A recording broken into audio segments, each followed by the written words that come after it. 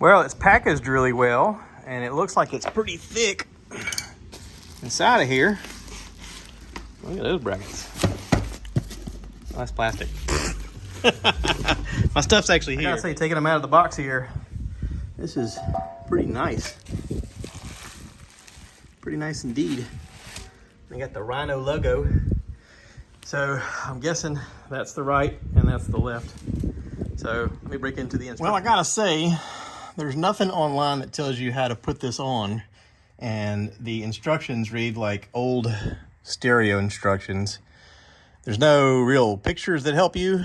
I just started putting pieces together that I thought would match and seeing where the front and back would be. The shorter bracket goes up front, the longer bracket goes in the back. I had to size it up. You got 2 holes on either side for these little brackets. I matched up the screws with the diagram that I could see. That way the smaller screws go in the body panel. They go through with 2 washers on either side, with a washer on either side and a locking nut.